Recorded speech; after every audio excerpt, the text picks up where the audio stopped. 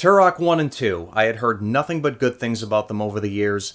Everybody I asked swore by them, said they were worthy of being put up on a golden pedestal, and they even got a fancy remaster, so I'm like, sure, why not? I'll play them. So I fire the first game up, check the options menu, it's the first thing I always do, and we got a small amount of options to tweak, but good enough for me. You can even outright disable the intro movies, which is something I don't see very often, so that's nice. And after adjusting all the settings, I fire up a new game, and there's no story here unless you check the instruction manual. Taking a page from Doom, are we? But if you don't have the manual, like me, the story is get all the keys on every level to unlock the other levels. Okay. So I start playing, and I'm noticing about 10 to 20 minutes in that most of the enemies respawn about a minute after they die. Not every enemy does this, but most of them do, and I'm like, okay, this is going to be really annoying. Especially considering none of the health or weapon power-ups respawn, and the amount of ammo you can carry, even with the backpack, is pathetic. Not only that, but the levels have a lot of hidden secrets, and I'm the kind of person that likes to take my time and find as many as I can, so for many areas I find myself staying there for quite a while, trying to find them, and for anybody who's playing this for the first time, I'm sure they'll try to do the same. Finding some of them also requires a lot of backtracking, so take that into account as well. And after about 30 minutes of putting up with the infinite respawns, I'm like, okay, I gotta do something about this. So I go on the internet, do a little research, and I find this mod called Stay Dead, which does exactly what it sounds like. It makes all the enemies stay dead after you kill them. And they will stay dead, even if you go back and replay the levels once you beat them. The only way to bring them back is to start a new game. All you have to do to install it is create a folder in your Turok directory called Mods, put it in there, presto. But console players are shit out of luck as far as I know. So with that out of the way, I play it for a few hours, get up to level 5, and I finally stop and ask myself, okay, where's all the pizzazz here? Where's the big wow factor I'm supposed to be looking for?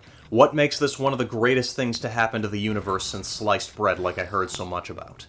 Because all I'm seeing here is a painfully amateur shooter. Weapon variety is standard fare, the enemies aren't interesting to fight, all they do is stand there mindlessly shooting at you or run at you like a moron, and the levels all look the fucking same after about 5 minutes. So I go to YouTube and watch a bunch of videos trying to figure out why people love this game so much, and the best answer I was able to put together for myself is that, for its time on the Nintendo 64, the size of the levels and the 3D movement were something to brag about. And I guess that's why it was such a major shocker back in the day. This, of course, was all coming from people who played the game as a kid and were proudly wearing their rose-tinted nostalgia glasses when they played the remaster. Okay, I'm sure for its time on the Nintendo 64, certain pieces of it were impressive for a console, but first off, bigger doesn't mean better. Second, its time was back in 1997, over 20 years ago from when this video was made. And third, it was also released on the computer, and even back in '97 on the computer, this was still nothing to write home about.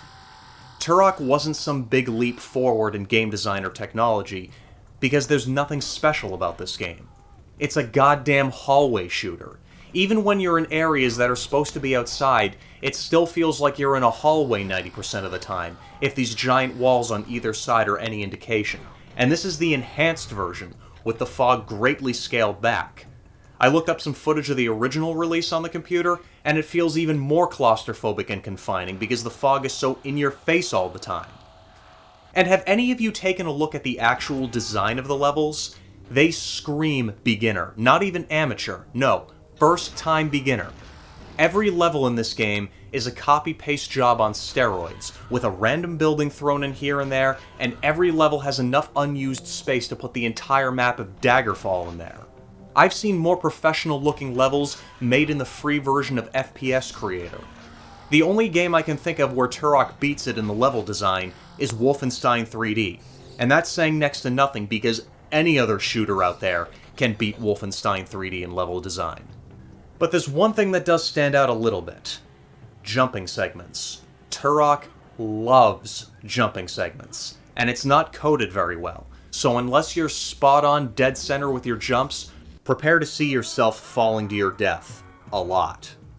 And if you've collected the backpack or any extra health or armor, you lose all of it, and then respawn at the last checkpoint you cleared with your health at 100. But hey, at least you don't lose any guns you collected, so that's a good thing, right? I guess. That's why whenever I died, I just reloaded the last game I saved, and speaking of which, this game uses save shrines, and it also gives you a limited number of lives. You can find more throughout each level by collecting all these triangle things, and if you manage to get yourself up to 9 lives and 99 triangles, and then collect one more, you unlock the cheat code for infinite lives, which it wasn't that hard to get. Now, I can definitely appreciate the challenge all of this brings. That's one of the few good things I can say about this game. But at the same time, there's also only a handful of save shrines in every level. So I found myself frequently going back to the nearest shrine to save, and all of the backtracking got pretty tedious at times. And by now I think I've said more than enough about this game. Is Turok worth playing? No, absolutely not. This game is the modern-day equivalent of an aspiring game developer putting out his very first demo he made using the Unity engine. I know I only got up to level 5, so I probably missed a bunch of things, but I got so bored I just couldn't continue. Believe me, I was trying to play this game, and all I got was more reasons to not play it. If anybody has any idea as to what the hell I missed or why this is supposedly one of the greatest games ever, please let me know. But until one of you manages to convince me otherwise, there's plenty of other and better options out there. Now, as far as Turok 2 is concerned, if you ask me, they should have called it Turok for real this time instead, because it fixes nearly every problem the first game had. For starters, the story is actually in the game now, and it goes that some evil dude named the Primogen is trying to destroy these 6 columns that keep him imprisoned, and he has the help of something called the Dinozoid Army, and it's up to you to stop him because you got randomly summoned through a portal by this alien chick, and if you don't stop him, he's gonna blow up the universe. Okay, pretty basic stuff, but it gets the job done. Although the audio mixing during the cutscenes... Christ, who the fuck hired that guy? The elders of the Lost Land, known as the Lazarus Concordance, have charged me with the task of guiding you on your quest to stop the Primogen. Weapon variety is still standard, nothing interesting here, but the enemies not only look a lot better, they're more interesting to fight. Sure, most of them still just run at you like a moron or stand there mindlessly shooting at you, but we now have context-sensitive hit points, meaning you can pull off headshots. They react if you shoot them in the shoulder or the legs, and they flail around before they die, giving off the impression that they're going to try attacking you one last time, and some of them do in the form of blowing themselves up. There's also no constant danger of falling like there was in the first game. I mean, there are places you can fall to your death, but there's not a bottomless pit every other time you turn the corner. And the levels, holy shit, they actually look like levels and not copy-paste hallways. Every area of each level looks different to the point where I could say, nope, I've been here before, I'm going the wrong way. These levels not only look good, but they're fun to explore. And you kinda have to explore them if you want to complete all your objectives, because many of them are hidden throughout the levels. But if you ever get stuck, you don't have to worry, because you can just enable hints in the options menu, and that'll bring up objective markers, which shows you where everything is. And speaking of which, there's a lot more options to tweak this time. I was like, wow, what the fuck, there's a truckload of stuff here to adjust. The respawning of the enemies also got fixed. Each level is broken up into different sections, separated by these portals, and if you go through one of the portals and then go back, some of the enemies will have respawned, but not all of them. So if there's like 5 or 6 enemies in one of the areas, when you go back, there'll be 1 or 2. It's not so bad that I had to go looking for ways to disable the respawning. Let's just put it that way. What's kind of strange, though, is that the life system is still here. I find that really odd because now you can save whenever the hell you want to, and if you die, all you have to do is reload your last save and you'll have as many lives that you had before you died. So the life system doesn't make much sense here.